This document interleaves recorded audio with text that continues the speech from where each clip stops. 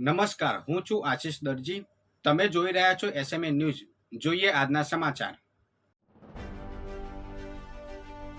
મહેસાણાના અંબાસન ગામે ગઈકાલે તળાવમાં પડેલા 17 વર્ષીય કિશોરનો આજે મૃતદેહ મળ્યો. પગ લપસી જતા તળાવમાં પડ્યો હોવાની શંકા. મહેસાણા તાલુકામાં આવેલા અંબાસન ગામે ગઈકાલે સાંજે ગામમાં આવેલા દુનિયા તળાવમાં 17 વર્ષનો કિશોર તળાવમાં પડી ગયો હતો. જે અંગે ગામ લોકોને જાણ થતાં તેઓ તળાવ ઉપર દોડી આવ્યા હતા. તેમજ કિશોરને બહાર કાઢવા માટે ફાયર વિભાગને જાણ કરવામાં આવી હતી. જોકે ગઈકાલે કિશોર ન મળી આવતા ફાયર વિભાગે આજે સવારે તળાવમાં ફરી શોધખોળ કરતા કિશોરનો મૃતદેહ મળી આવતા પરિવારમાં શોકનો માહોલ છવાઈ ગયો હતો.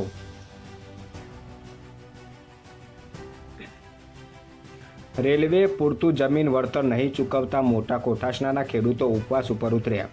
મહેસાણા તારંગા રેલવેને અંબાજી સુધી લઈ જવાના પ્રોજેક્ટમાં સતલાસના તાલુકાના મોટા કોઠાસનાના કેટલાક ખેડૂતોને પૂરતું વળતર નહીં મળતા 100 જેટલા ખેડૂતોએ સામૂહિક ઉપવાસ આંદોલન શરૂ કર્યું છે.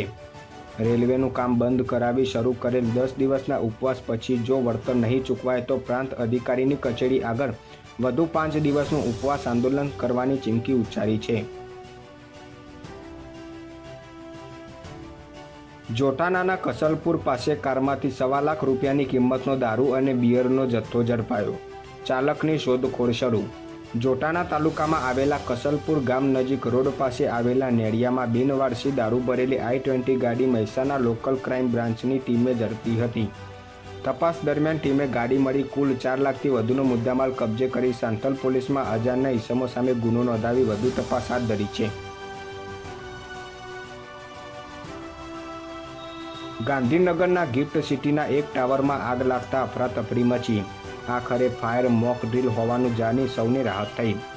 ગાંધીનગરના ગિફ્ટ સિટીના સાબરમતી વન બિલ્ડિંગના ભીષણ આગ લાગી હોવાનું જાણીને અત્રે કામ કરતા કર્મચારીઓમાં અફરાતફરી મચી ગઈ હતી. જો કે અગમચેતી પગલાંના ભાગરૂપે ગિફ્ટ સિટી ફાયર બ્રિગેડ તંત્ર દ્વારા મોક ડ્રીલ યોજવામાં આવી હોવાનું જાણીને સૌ કોઈએ રાહત અનુભવી હતી. વધુ સમાચાર માટે જોતા રહો એસએમએ ન્યૂઝ.